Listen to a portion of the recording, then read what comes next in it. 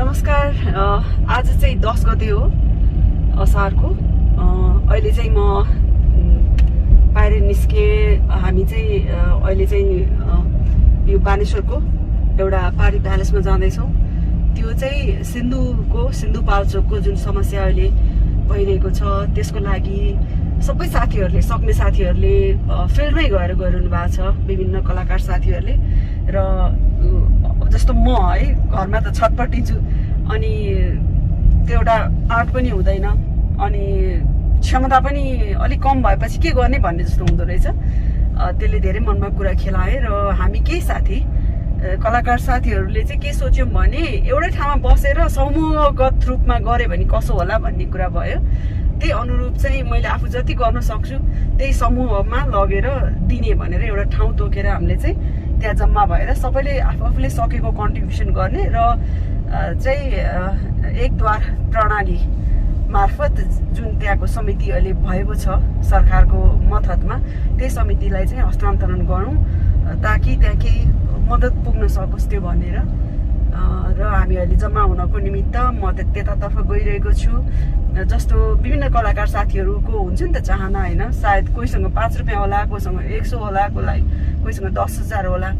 अनि सबैले चाहिँ गर्ने चाहना त छ, तर कसरी गर्ने भन्ने समस्यालाई हटाउनको निम्ति हामीले यो भेला जस्तो गरेको छौँ। र म त्यतातर्फ जाँदैछु। हेरौँ को आउनुहुन्छ त्यहाँ। त्यो चाहिँ चोरबार हो, चोर बिजोरमा है। अनि बाटो खाली छ, त्यस्तो बिजी छैन।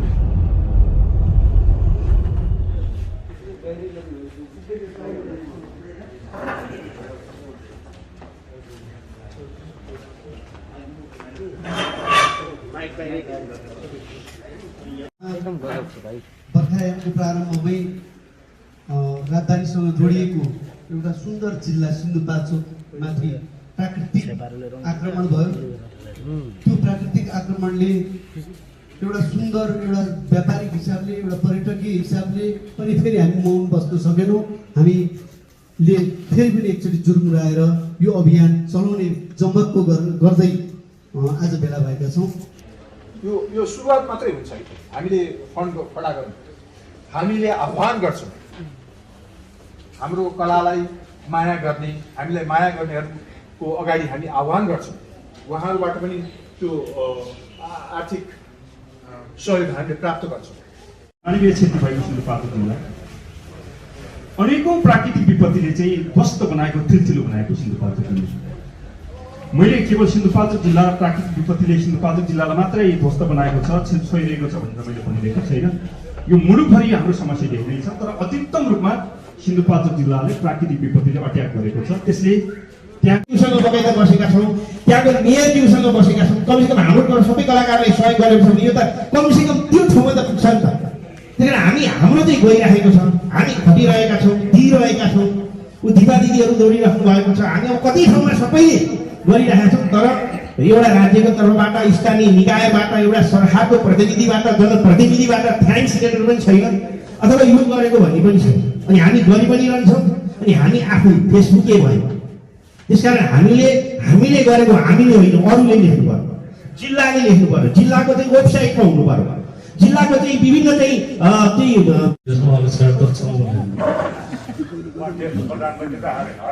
सबैलाई नमन गर्न चाहन्छु।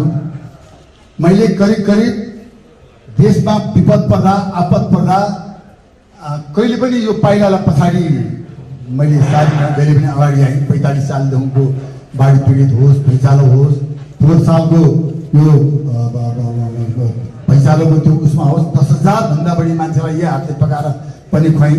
त्यो मनुष्यहरूलाई मात्रै खुवाइनँ, पशुपतिको बाँदरलाई पनि खुवाएँ। मैले पशुपतिमा त्यो गाई पालेको गाईलाई पनि खुवाएँ, कुकुरलाई पनि खुवाएँ, परिवारलाई पनि खुवाएँ। किनकि लकडाउनले सबै मन्दिरहरू बन्द भएको थिए, भक्तजनहरू जान्थेनन्। भक्तजनहरू जाने भएको भए हाम्रो मोदीजी हुनुहुन्छ, हाम्रो सुरेन्द्र केसी हुनुहुन्छ, विभिन्न मान्छे हुनुहुन्छ। हामी सबै मिलेर त्यो कार्यहरू पनि गऱ्यौँ। र मेरो एक दुईवटा अलिकति तिता कुराहरू देशभरिका दाजुभाइ दिदीबहिनीहरूले गुरुगत गरिन यो कार्यक्रमको मार्फत, यो संस्था मार्फत मेरो अत्यन्त प्रिय कलाकार साथी कृष्ण मल्ल, जितु नेपाल भाइ, करिश्मा, सबैजना मिलेर एउटा संस्थापक रूपबाट नै केही सहयोग गर्न पाए हुन्थ्यो। आपद विपदको घडीमा देशभरि रहनुभएका दाजुभाइ दिदीबहिनीहरूलाई के गर्न पाए हुन्थ्यो भन्ने जुन यो चाहना, यो हामी सम्पूर्ण कलाकारहरूकै चाहना नै हो।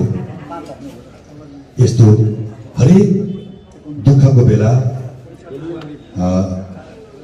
यस्तो दुःखको घडी आफूसँग केही नभएर पनि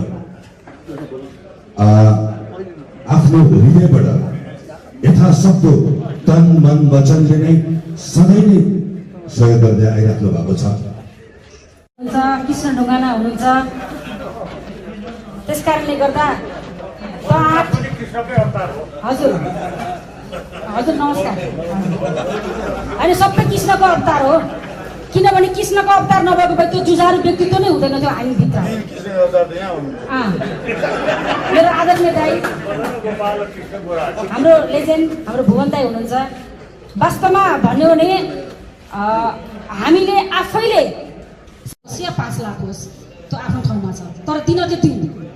अहिले हामी न्युजहरूमा हेरेर यस्तो गाह्रो भयो। एउटा सियो धागो पनि ठुलो महत्त्वपूर्ण कुरा हुन्छ। अघि कृष्णगोपाल दाइले पनि भन्नुभयो।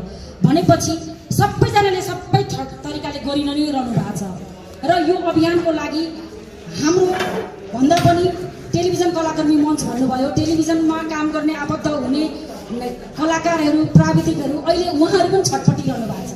उहाँहरूको लागि पनि मैले एउटा यो राहत अभियान होइन कि यो माया अभियान सुचारू गरिसकेको छु। सायद 1 हप्तामै उहाँहरूको घर घरमा मायाहरू पुग्छ होइन। र अस्ति भर्खर हामीले जनकजीको माध्यमबाट होइन एउटा नृत्यकार भाइ बहिनीहरूको लागि हामीले त्यो आह्वान गऱ्यौँ। त्यो पनि सबैजनाबाट जुट्यो, गऱ्यौँ, आफ्नो व्यक्तिगत रूपबाट पनि हाल्यौँ। अनि अस्ति भर्खर सिन्धुपाल्चोक स्वस्तिमा बहिनीले भन्नुभयो, दिदी हामी जाउँ न त्यहाँ, एकदमै गाह्रो भयो भन्नुभयो।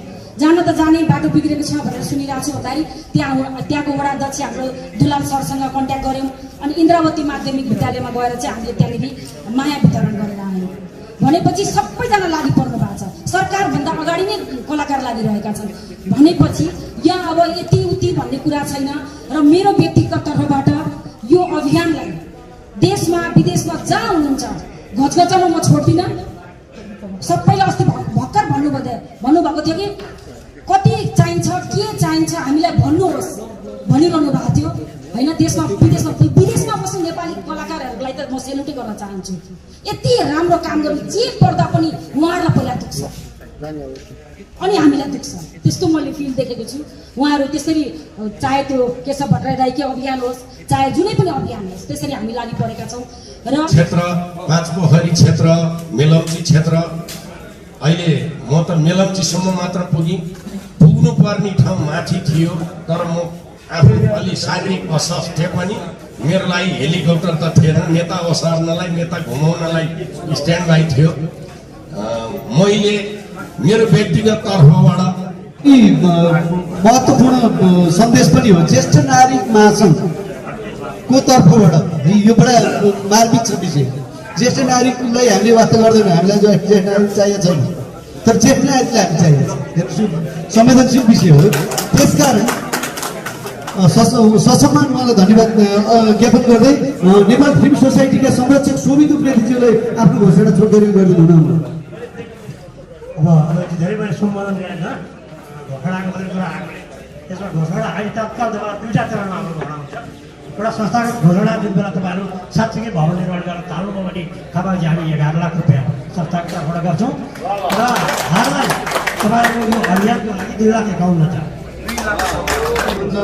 त्यसमा पूजा शर्मा पनि जानुभयो। पूजा शर्माजीलाई मैले रिक्वेस्ट गरेँ, अब म उहाँ नआउँदैछु। मैले चलचित्र नृत्य सङ्घको तर्फबाट जनक कार्कीजीलाई म अब धन्यवाद। यो पुण्यको कामको लागि हामी पनि अछुतो रहन सक्दैनौँ र नेपाल चलचित्र नृत्य सङ्घको तर्फबाट चाहिँ रु 25,000 को प्रतिबद्धता गर्छौँ। जो इच्छुक हुनुहुन्छ उहाँको लागि पनि म आह्वान गर्नेछु। र एकदमै हजुरहरूले जुन यो एउटा टिम बनाउनु भएको छ, त्यसमा म आफै पनि नै छु। यसको लागि हामी सबैलाई शुभकामना र अवश्य पनि म आफू लागि परेर यो हाम्रो यो अभियानलाई सफल बनाउनलाई लाग्नेछु। हाम्रो किरण दाई लगायत हाम्रो चाहिँ कृष्ण दाई, हाम्रो दिपा दाई, त्यस्तै गरी धेरैजना महानुभावहरू हुनुहुन्छ जसले हामीलाई हाम्रो यो अभियानलाई सकारात्मक रूपमा हामीलाई साथ दिइरहनु भएको छ। एकदमै सम्पूर्णलाई हामी एकदमै धेरै आभार अनि धन्यवाद व्यक्त गर्न चाहन्छौँ। Thank you. अब अहिले भर्खर घटना त्यो घटेको छ, सुखद घटना हामी पनि आएर भएको छौँ होइन। तर अब वर्षा भर्खर सुरु भएको छ। देशमा 77वटा जिल्ला। अब यो वर्षाले अब आउने दिनहरूमा कतिवटा जिल्लाको कतिवटा गाउँहरू बगाउँछ त्यो बाँकी नै छ। त्यो किनभने यसपालिको मौसम विज्ञहरूले चाहिँ फोरकास्ट गरेको सबभन्दा बढी वर्षा मनसुन हुने साल भनेर भनेको छ। त्यस कारणले गर्दा 77वटा जिल्ला छ। अब भोलि गएर अर्को जिल्लामा यस्तो घटना घट्ला, अर्को जिल्लामा घटना घट्ला, अनि फेरि कतिपय आउने कलाकारहरू यिनीहरू नै हुने है। अनि त्यो कलाकारहरूले कहाँ कति दिने हो, के गर्ने हो, त्यो पनि एउटा चाहिँ सोच हो। यो एकदम मैले एउटा रियल कुरा। अब तेस्रो कुरो, अहिले कोभिड-19 जब स्टार्ट हो त्यसपछि सबभन्दा पीडित क्षेत्र भनेको चलचित्र क्षेत्र नै। त्यो सरकारले पनि मानिसहरू यो कला क्षेत्र, किनभने सरकारमा हामीले धेरैचोटि अब मान्न चाहिँ मान्छ तर गर्न चाहिँ के पनि गर्छ।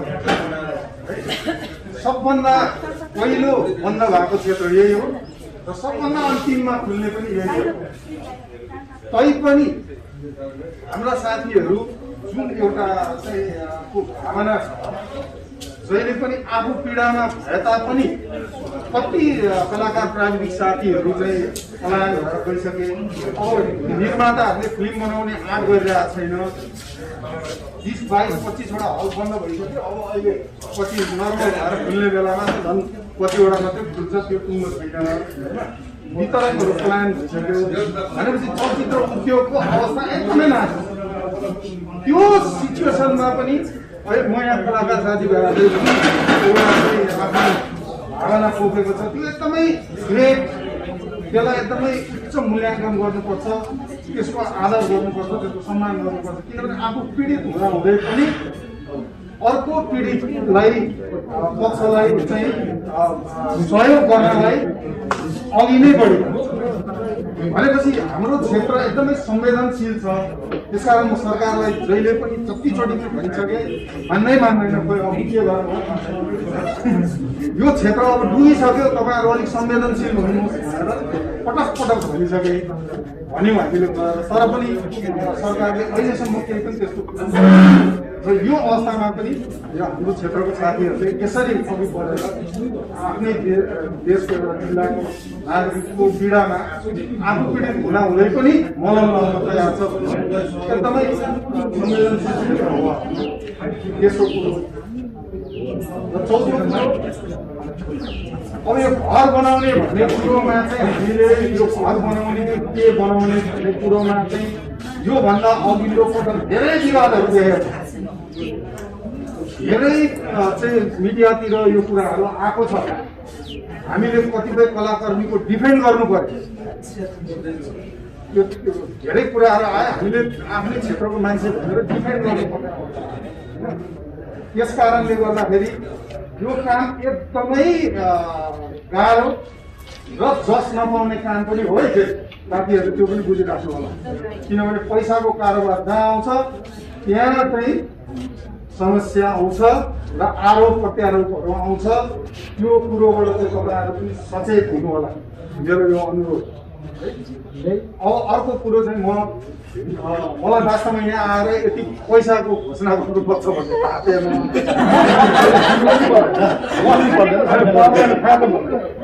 मलाई तिमी आए नछाडि भयो पनि भन्नुभयो यस्तो यस्तो छ भने म त ठिकै छ। किन हामी त 45 सालमा त्यो भूकम्प आउँदाखेरि त्यो एकदमै उठाएर झन्डै 20-30 करोड रुपियाँ उठाएर हामीले चाहिँ बाँडेको थियौँ होइन। त्यसैको होला कि भनेको यहाँ त आफैले दिनुपर्छ त्यो त मलाई थाहा छैन है। होइन यस कारणले म चाहिँ भोलि मैले तर साथीहरूलाई मेरो अब कम्पनी छ, मैले कम्पनीबाट गरेको हो, मैले साथीहरूलाई इन्फर्म चाहिँ गरेँ भोलि हाम्रो 10 बजे बोर्ड मिटिङ छ। त्यो बोर्ड मिटिङबाट राम्रै म मल्लजीलाई इन्फर्म गर्छु, किन मैले अहिले यहाँ फ्याक्ट बोल्यो भने भोलि त्यहाँ अनुमोदन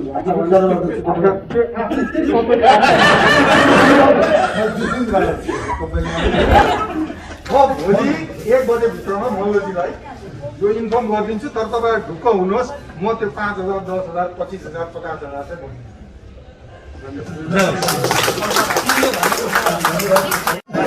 त्यस्तो हो। त्यसैले धन्यवाद धेरै धेरै। बाल कलाकार अपेक्षा शेरचनको आमा अनु उर्मिला शेरचनले आफ्नो प्रतिबद्धता प्रकट गर्नुभएको छ। धन्यवाद। पशुपति क्षेत्र विकास कोषका कार्यकारी अहिले चाहिँ म हाम्रो किरण दाई र हाम्रो दिपा बहिनीसँग छु होइन। अस्ति भर्खरै दिपा चाहिँ नि सिन्धुपाल्चोक पुगेर आएको छ। अनि कस्तो स्थिति थियो त्यहाँ? त्यो शब्दले भन्नु सक्दैन दिजु म, किनभने त्यहाँ गएँ होइन। महिला दिदीबहिनीहरूलाई पहिला सुरुमा महिला दिदीबहिनीलाई गएँ म। त्यहाँ जाँदाखेरि सेनिटरी प्याडहरू के पनि रहेको छ, पेन्टीहरू पनि रहेको छ होइन। अनि हामीले चाहिँ यहाँबाट फोन गरेर एक सरो लुगामा उहाँहरू बाहिर जानुभयो। 4 तल्ला घर, त्यत्रो जग्गा जमिन लेदो भएको छ। अनि त्यो उहाँबाट देख्दाखेरि कसरी त सहनु भएको होला, कति ठुलो मन होला उहाँहरूको जस्तो लाग्यो क्या मलाई। अनि त्यसपछि हामीले यहीँबाट फोन गरेर गएको थियौँ। अनि दिदीबहिनीहरूलाई भेट्यौँ। उहाँहरू बिचरा हामीसँग त सधैँ सधैँ यो के भइरहेको हामीलाई भन्नुहुन्छ क्या। किनभने हामी भूकम्प जाँदाखेरि घरबाट बाहिर निक्लेर कमसेकम घरभित्र त छिराएको थियौँ। अब यो बाढी पहिरोमा त उहाँहरूको घर पनि छैन। त्यही भएर यो अहिले यो जुन अभियान हाम्रो हजुर पनि संयोजक हुन्छ, यो अभियानमा हामी सम्मिलित हुन कारणै यही हो। किनभने तत्कालीन राहत त हामीले दियौँ, तर दीर्घकालीन राहतको लागि त हामीले पहल गर्नै पर्छ। तर हामी व्यक्ति भन्दा पनि अब सरकारलाई भत्काउँछ, किनभने त्यहाँ पनि त एक किसिमको ठुलो रकम छ नि। सरकारले इमिडिएटली त्यो क्याबिनेट बसेर यो क्षेत्र भनेको हुन त मनाङमा पनि छ, अरू ठाउँमा पनि छ, तर यो चाहिँ अत्यन्त भयावह नै छ। यो ठाउँ यो इमिडिएटली एउटा राहत प्याकेज बोलि नै हाल्नु पर्थ्यो क्या। तर यो बोल्नलाई समय चाहिन्छ, उहाँहरूलाई समय छँदै चाहियो। कसरी हुन्छ यो सिजनको पहिलो पनि पर्यो। अनि यो सिजनको पहिलो सुरु 1 गते पर्यो नि त होइन दाइ। जस्तो अब हामी आफै लागि पर्यो नि त व्यक्तिगत तर्फबाट। उहाँहरूले पनि त एउटा क्याबिनेट 2/3 सरकार भएको ठाउँ छ होइन र? छैन अहिले छैन, अहिले त कान्न न। अनि त सबै मान्छे जिस्काए पनि यो सिर्पाको सरकार हो कि क्या हो पनि भने त्यो भिन्दै कुरा हो। तर मैले भनेको त्यतिखेरको बेला क्या दाइ, जुन बेलामा यो महामारीको यो अवस्था आइपुग्यो, यो बाढी पहिरोको अवस्था आइपुग्यो, त्यतिखेर आह्वान त गर्न सकिन्छ नि त होइन। ल प्रत्येक जनताबाट 1,000 सरकारले सकेन रे। त्यो गर्नलाई इच्छा शक्ति चाहिन्छ, भावना चाहिन्छ, दिमाग चाहिन्छ, क्रिएटिभ चाहिन्छ, त्यो छँदै चाहिन्छ। अनि दाइले थ्याङ्क यू सो मच। हाम्रो यो जुन अहिले भएको सम्मेलन यो समितिमा चाहिँ उहाँहरू सबैले सहयोग गर्नुभएको छ। अशोक शर्मालाई धन्यवाद, निरौलालाई धन्यवाद। सबभन्दा पहिलो सुरुवात तिमीले गर्दै, तिमीलाई धेरै धेरै खुसी छु नि। करिश्मा दिदीको भ्लगमा हामी बोल्न पाइरहेको छौँ होइन, यहाँ धेरैले खिचिरहेको छ। सबैलाई नमस्कार। सुरुवात हजुरबाट भएको हो। हजुर थ्याङ्क यू सो मच आजको लागि। Thank you.